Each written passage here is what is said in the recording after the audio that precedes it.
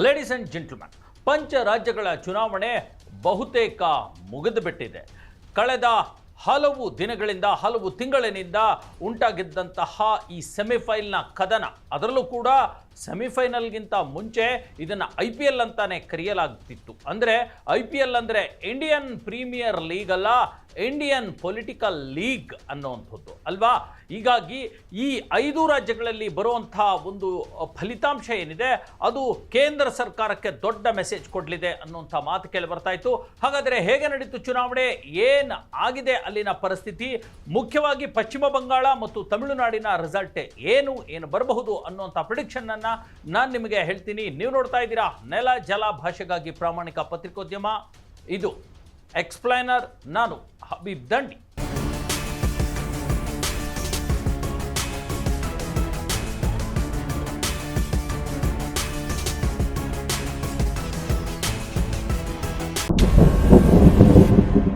S ವೀಕ್ಷಕರೇ, ನೆನೆಯಷ್ಟೇ ತಮಿಳುನಾಡು ಮತ್ತು ಪಶ್ಚಿಮ ಬಂಗಾಳದ 2 ಪ್ರಮುಖ ರಾಜ್ಯಗಳು, ಭಾರತದ ಅತ್ಯಂತ ವಿಭಿನ್ನವಾಗಿರ್ತಕ್ಕಂಥ ವಿಶಿಷ್ಟವಾಗಿರ್ತಕ್ಕಂಥ 2 ವಿಭಿನ್ನ ರಾಜ್ಯಗಳು, ಪ್ರಮುಖವಾಗಿರ್ತಕ್ಕಂಥ ರಾಜ್ಯಗಳು, ತಮ್ಮದೇ ಆಗಿರ್ತಕ್ಕಂಥ ವಿಭಿನ್ನ ದೃಷ್ಟಿಕೋನ, ಸಂಸ್ಕೃತಿ, ಭಾಷೆ ಎಲ್ಲವೂ ಕೂಡ ಹೊಂದಿರತಕ್ಕಂಥ ರಾಜ್ಯಗಳ ಚುನಾವಣೆ ನಡೆದು ಬಿಟ್ಟಿದೆ. ಅದಕ್ಕೆ ನೇರ ಎದುರಾಳಿಯಾಗಿರ್ತಕ್ಕಂಥದ್ದು ಆಗಿದ್ದದ್ದು ಈಗ BJP ಮಾತ್ರ. ಯಾಕಂದರೆ ಕಾಂಗ್ರೆಸ್ 2 ರಾಜ್ಯಗಳಲ್ಲಿ ಅಷ್ಟರ ಮಟ್ಟಿಗಿನ ಅಸ್ತಿತ್ವ ಇರಲಿಲ್ಲ. ಒಂದು ರೀತಿ ಹೊಂದಾಣಿಕೆಯ ರಾಜಕಾರಣವನ್ನೇ ಅದು ಮಾಡ್ತು. ನೇರವಾಗಿ ಪಶ್ಚಿಮ ಬಂಗಾಳದಲ್ಲಿ ಮಮತಾ ಬ್ಯಾನರ್ಜಿ, TMC ತೃಣಮೂಲ ಕಾಂಗ್ರೆಸ್ನ ಮುಖ್ಯಮಂತ್ರಿಯೂ ಆಗಿರುವ ಮಮತಾ ಬ್ಯಾನರ್ಜಿಗೆ ಎದುರಾಳಿ ಆಗಿದ್ದದ್ದು ಕೇವಲ BJP ಮತ್ತು BJP. ತಮಿಳುನಾಡಲ್ಲೂ ಕೂಡ ಅಲ್ಲಿ ಒಂದು ರೀತಿಯ ತ್ರಿಕೋನ ಸ್ಪರ್ಧೆ ನಡೀತು. ಅಲ್ಲೂ ಕೂಡ BJP ತನ್ನದೇ ಆಗಿರ್ತಕ್ಕಂಥ ಅಸ್ತಿತ್ವವನ್ನು ಸಾಬೀತು ಮಾಡಲಿಕ್ಕೆ ಹೆಣಗಾಡ್ತಾ ಇದೆ. ಒಟ್ಟಾರೆ ಈ ಒಂದು ಫಲಿತಾಂಶ ನಿನ್ನೆಯಷ್ಟೇ ಮುಗ್ದಿರ್ತಕ್ಕಂಥದ್ದು. ಅದರ ಒಂದು ಪ್ರಿಡಿಕ್ಷನ್ಸ್ ಕೂಡ ಈಗ ನಡೀತಾ ಇದೆ. ಬಹುತೇಕ ಏನು ವೋಟಿಂಗ್ ನಡೆದಿದೆ, ವೋಟಿಂಗ್ನ ಪರ್ಸೆಂಟೇಜ್ ನಡೆದಿದೆ, ಅದರ ಪ್ರಕಾರ ಒಂದು ಬಹಳ ಪ್ರಮುಖವಾಗಿ ಹೇಳುವಂಥದ್ದು, ತಮಿಳುನಾಡಿನಲ್ಲಿ DMK ಪಕ್ಷಕ್ಕೆ, ಸ್ಟಾಲಿನ್ ರವರ ಪಕ್ಷಕ್ಕೆ, ಕರುಣಾನಿಧಿಯವರ ಪಕ್ಷಕ್ಕೆ ಬಹುತೇಕ ಮುನ್ನಡೆ ಆಗುವಂಥ ಎಲ್ಲ ಸಾಧ್ಯತೆಗಳು ಕೂಡ ಇವೆ. ಜೊತೆಗೆ ಸ್ಟಾಲಿನ್ ಮತ್ತೊಮ್ಮೆ CM ಆಗುವಂಥ ಸಾಧ್ಯತೆಗಳಿದ್ದಾವೆ ಅನ್ನುವಂಥದ್ದು. ಜೊತೆಗೆ ಈಗ ಪಶ್ಚಿಮ ಬಂಗಾಳದಲ್ಲಿ ದೀದಿಗೆ ಮುನ್ನಡೆ ಸಿಗ್ತಾ ಇದೆ ಅನ್ನುವಂಥದ್ದು ಕೂಡ ಈ ಹೊತ್ತಿನ ಪ್ರಿಡಿಕ್ಷನ್ ಆಗಿ ಮಾರ್ಪಟ್ಟಿರ್ತಕ್ಕಂಥದ್ದು. ನೋಡಿ, ಪಶ್ಚಿಮ ಬಂಗಾಳದಲ್ಲಿ ಸುಮಾರು 152 ಕ್ಷೇತ್ರಗಳಿಗೆ ನಿನ್ನೆ ಚುನಾವಣೆ ನಡೀತು. ಒಟ್ಟಾರೆ ಇರತಕ್ಕಂಥ 294 ಕ್ಷೇತ್ರಗಳಲ್ಲಿ 152 ಕ್ಷೇತ್ರಗಳಿಗೆ ಮೊದಲ ಹಂತದ ಮತದಾನ ನಡೀತು. ಇದೇ ಏಪ್ರಿಲ್ 29ರಂದು ಉಳಿದಿರತಕ್ಕಂಥ 142 ಕ್ಷೇತ್ರಗಳಿಗೆ 2ನೇ ಹಂತದ ಚುನಾವಣೆ ನಡೆಯುತ್ತೆ. ಸಾಕಷ್ಟು ಅಲ್ಲೋಲ ಕಲ್ಲೋಲಗಳಾಯಿತು ಪಶ್ಚಿಮ ಬಂಗಾಳದಲ್ಲಿ. ಸಾಕಷ್ಟು ಗದ್ದಲ ಗೌಜುಗಳು ಕೂಡ ನಡೆದು ಹೋಯಿತು. ಪ್ರಮುಖವಾಗಿ TMC ಪಕ್ಷದ ಸದಸ್ಯರು ಇತರೆ ಪಕ್ಷದ ಮೇಲೆ ದೊಡ್ಡ ಮಟ್ಟದ ದೌರ್ಜನ್ಯ ದಬ್ಬಾಳಿಕೆಯನ್ನು ಕೂಡ ನಡೆಸಿದರು.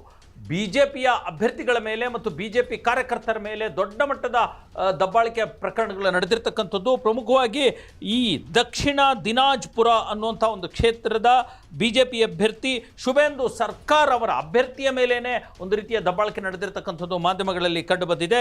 ಇದಲ್ಲದೆ ಇದರ ಜೊತೆಗೆ ಅಗ್ನಿಮಿತ್ರ ಕೌರ್ ಅನ್ನುವಂಥ BJP ಅಭ್ಯರ್ಥಿಯ ಮೇಲೂ ಕೂಡ ಪಶ್ಚಿಮ ಬಂಗಾಳದಲ್ಲಿ ದಾಳಿ ನಡೆದಿದೆ. ಇದಷ್ಟೇ ಅಲ್ಲದೆ AUJP ಅನ್ನುವಂಥ ಒಂದು ಕಾರ್ಯಕರ್ತರು ಕೂಡ ಈಗ TMC ಕಾರ್ಯಕರ್ತರೊಂದಿಗೆ ಬಡದಾಟ ಮಾಡ್ಕೊಂಡಿರ್ತಕ್ಕಂಥದ್ದು. ಅಂತೂ ಇಂತೂ ಈ 152 ಕ್ಷೇತ್ರಗಳ ಎಲೆಕ್ಷನ್ ಮುಗಿದು ಬಿಟ್ಟಿದೆ. ಬಹುತೇಕ ಈ 152 ಕ್ಷೇತ್ರಗಳಲ್ಲಿ 100ಕ್ಕೂ ಹೆಚ್ಚು ಕ್ಷೇತ್ರಗಳಲ್ಲಿ ದೀದಿ ಪ್ರತಿನಿಧಿಸುವ TMC ತೃಣಮೂಲ ಕಾಂಗ್ರೆಸ್ಗೆ ಹೆಚ್ಚಿನ ಆದ್ಯತೆ ಸಿಗುತ್ತೆ ಅನ್ನುವಂಥ ಮಾಹಿತಿಗಳು ಈಗ ಬರ್ತಾ ಇವೆ. ಇದಲ್ಲದೆ ನಿನ್ನೆಯಷ್ಟೇ ಈಗ ತಮಿಳುನಾಡಿನಲ್ಲೂ ಕೂಡ ಸುಮಾರು 234 ವಿಧಾನಸಭಾ ಕ್ಷೇತ್ರಗಳಿಗೆ ಒಂದೇ ಹಂತದಲ್ಲಿ ಚುನಾವಣೆ ನಡೆದು ಬಿಡ್ತು. ಅಲ್ಲೂ ಕೂಡ ಅಲ್ಲಿ ಆಡಳಿತ ಪಕ್ಷವಾಗಿರ್ತಕ್ಕಂಥ DMK ಇತ್ತಲ್ಲ, ದ್ರಾವಿಡ ಮುನ್ನೇತ್ರ ಕಳಗಂ ಅನ್ನುವಂಥ ಪಕ್ಷಕ್ಕೆ ಬಹುತೇಕ ಮುನ್ನಡೆ ಸಿಗ್ತಾ ಇದೆ. ಸ್ಟಾಲಿನ್ ಅದನ್ನು ಮುನ್ನಡೆಸ್ತಾ ಇದ್ದಾರೆ, ಮುಖ್ಯಮಂತ್ರಿಯಾಗಿ ಇದ್ದರು. ಇದ್ರ ಜೊತೆಗೆ AIADMK ಪಕ್ಷವೂ ಕೂಡ ಆಲ್ ಇಂಡಿಯಾ ದ್ರಾವಿಡ ಮುನ್ನೇತ್ರ ಕಳಗಂ ಪಕ್ಷ ಏನು MG ರಾಮಚಂದ್ರನ್ ಅವರ ಒಂದು ನೇತೃತ್ವದಲ್ಲಿ ಇತ್ತು, ಜಯಲಲಿತಾರವರ ಹೆಸರನ್ನು ಹೇಳಲಾಗ್ತಾ ಇತ್ತು. O ಪನ್ನೀರ್ ಸೆಲ್ವಂ ಮತ್ತು ಪಳನಿಸ್ವಾಮಿ ಅನ್ನುವಂಥ ನಾಯಕರು ಆ ಪಕ್ಷದಲ್ಲಿ ಇದ್ದರು. ಆ ಪಕ್ಷಕ್ಕೆ ಹೆಚ್ಚಿನ ಪ್ರಾಶಸ್ತ್ಯ ಸಿಗ್ತಾ ಇಲ್ಲ. ಸಿಕ್ಕಿಲ್ಲ, ಹೆಚ್ಚಿನ ಸ್ಪರ್ಧಿಗಳು ಗೆಲ್ಲುವಂಥ ಸಾಧ್ಯತೆ ಇಲ್ಲ ಅನ್ನುವಂಥದ್ದು ಕೂಡ ಅಲ್ಲಿ ಕೇಳಿ ಬರ್ತಾ ಇದೆ. ಇನ್ನುಳಿದಂತೆ TVK ಪಕ್ಷ ಇದೆಯಲ್ಲ, ದಳಪತಿ ವಿಜಯ್ ಅವರ ಪಕ್ಷ ಒಂದು ರೀತಿಯ ಟ್ರಯಾಂಗಲ್ ಸ್ಪರ್ಧೆಯನ್ನು ಕೂಡ ಏರ್ಪಟ್ಟಿತ್ತು. ಆದರೆ ಈ ಬಾರಿ TVK ಪಕ್ಷಕ್ಕೆ ಅಂಥ ದೊಡ್ಡ ಗೆಲುವು ಸಿಗೋದು ಸಾಧ್ಯ ಇಲ್ಲ. ಯಾಕಂದರೆ ಸಿನಿಮಾಗಳಲ್ಲಿ ವಿಜಯ್ ಮಾಡುವಂಥ ಕಮಾಲ್ ರಾಜಕಾರಣದಲ್ಲಿ ಮಾಡೋದು ಸಾಧ್ಯ ಇಲ್ಲ, ಅದು ಆಗಿಲ್ಲ ಅನ್ನುವಂಥದ್ದು ಈ ಮೂಲಕ ಮತ್ತೆ ಸಾಬೀತಾಗ್ತಾ ಇದೆ. DMKಗೆ ಕಾಂಗ್ರೆಸ್ ಪಕ್ಷ ತನ್ನ ಎಲ್ಲ ಸಂಪೂರ್ಣ ಸ್ವಾತಂತ್ರ್ಯವನ್ನು ಕೊಟ್ಟಿತ್ತು ಮತ್ತು ಸಪೋರ್ಟನ್ನು ಕೊಟ್ಟಿತ್ತು. ಹಾಗಾಗಿ DMK ತನ್ನ ಒಂದು ಮುನ್ನಡೆಯನ್ನು ಕಾಯ್ದುಕೊಂಡಿರ್ತಕ್ಕಂಥದ್ದು. ಹಾಗಾಗಿ ಈ ಎಲ್ಲ ಈ 5 ಪಂಚರಾಜ್ಯ ಚುನಾವಣೆಗಳನ್ನು ಒಂದು ರೀತಿಯ ಮುಂದಿನ 2029 ಏನು ಸಂಸತ್ ಚುನಾವಣೆಗಳ ಸೆಮಿಫೈನಲ್ ಅಂತ ಗಮನಿಸಲಾಗ್ತಾ ಇತ್ತು. ಹಾಗಾಗಿ ಈ 5 ರಾಜ್ಯಗಳಲ್ಲಿ ಬಹುತೇಕ ಅಸ್ಸಾಂನಲ್ಲಿ BJP ಬರುವಂಥ ಸಾಧ್ಯತೆ ಇದೆ. ಆದರೆ ಪಶ್ಚಿಮ ಬಂಗಾಳದಲ್ಲಿ TMC ಮತ್ತು ತಮಿಳುನಾಡಿನಲ್ಲಿ ಈಗ ಏನು DMK ಪಕ್ಷ ಅಧಿಕಾರದಲ್ಲಿದೆ ಅದೇ ಪಕ್ಷ, ಮತ್ತು ಕೇರಳದಲ್ಲೂ ಕೂಡ ಅಲ್ಲಿ UDF ಬರುವಂಥ ಸಾಧ್ಯತೆಗಳು ಕೂಡ ಇವೆ. ಕಾಂಗ್ರೆಸ್ ನೇತೃತ್ವದ UDF ಸಾಧ್ಯತೆ ಇದೆ, ಮತ್ತು ಅದಕ್ಕೆ LDF ಹೆಚ್ಚಿನ ಪೈಪೋಟಿ ಕೊಡುತ್ತೆ. ಪುದುಚೇರಿಯಲ್ಲೂ ಕೂಡ ಅಲ್ಲಿ ತಮಿಳು ಪಕ್ಷಗಳೇ ಬರುವಂಥ ಸಾಧ್ಯತೆಗಳು ಇರ್ತಕ್ಕಂಥದ್ದು. ಹಾಗಾಗಿ BJPಗೆ ಹಿನ್ನಡೆ ಆಗ್ತಾ ಇದೆ. ಹಾಗಾಗಿ ಈ ಒಂದು ನಿನ್ನೆ ನಡೆದಿರ್ತಕ್ಕಂಥ ಎಲೆಕ್ಷನ್ನ ಒಂದು ಔಟ್ಕಮ್ ಏನು ಅಂತಂದರೆ, ಸ್ಟಾಲಿನ್ ಮತ್ತು ದೀದಿಗೆ ಬಹುತೇಕ ಮುನ್ನಡೆ ಸಿಕ್ಕಿದೆ. ಕಮಲ ಈ ಎಲ್ಲ ರಾಜ್ಯಗಳಲ್ಲಿ ಅರಳೋದು ಬಹುತೇಕ ಡೌಟ್.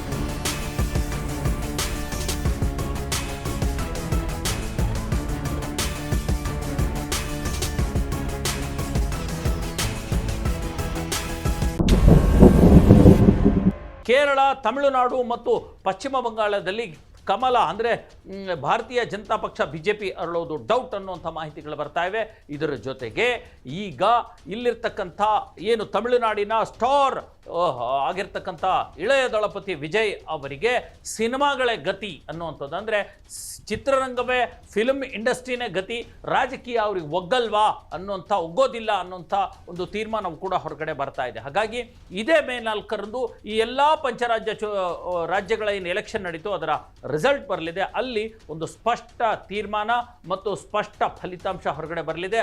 ಅವಾಗ ಯಾರಿಗೆ ಎಷ್ಟು ಮತದಾರ ಆದ್ಯತೆ ಕೊಟ್ಟಿದ್ದಾನೆ, BJP ರಾಷ್ಟ್ರದಲ್ಲಿ ಆಡಳಿತ ನಡೆಸುವಂಥ BJPಗೆ ಎಷ್ಟು ಮಟ್ಟಿಗಿನ ಪ್ರತಿಕ್ರಿಯೆ ಸಿಕ್ಕಿದೆ, ಮತ್ತು ಆಯಾ ರಾಜ್ಯಗಳ ಸ್ಥಳೀಯ ಒಂದು ಪಕ್ಷಗಳಿಗೆ ಮತ್ತು ಅಲ್ಲಿ ಆಡಳಿತ ನಡೆಸ್ತಾ ಇರತಕ್ಕಂಥ ಪಕ್ಷಗಳಿಗೆ ಎಷ್ಟು ಮಟ್ಟಿಗಿನ ಒಂದು ಒಲವು ವ್ಯಕ್ತವಾಗಿದೆ, ಮತ್ತು ವಿಭಿನ್ನವಾಗಿ ದಿಢೀರನೆ ಈ ಎಲೆಕ್ಷನ್ಗೆ ಎದ್ದು ನಿಂತಿರ್ತಕ್ಕಂಥ ವ್ಯಕ್ತಿಗಳಿಗೆ ಎಷ್ಟು ಮಾನ್ಯತೆ ಸಿಕ್ಕಿದೆ ಅನ್ನುವಂಥದ್ದು ಕೂಡ ಸಾಬೀತಾಗಲಿದೆ. ವೀಕ್ಷಕರೇ, ಇದಾಗಿತ್ತು ಇವತ್ತಿನ ಎಕ್ಸ್ಪ್ಲೇನರ್. ಮುಂದಿನ ಮತ್ತೊಂದು ವಿಚಾರದೊಂದಿಗೆ ಮತ್ತೆ ಸಿಗ್ತೀನಿ. ಅಲ್ಲಿವರೆಗೂ ನೋಡ್ತಾ ಇರಿ ಫೋಕಸ್ ಟಿವಿ.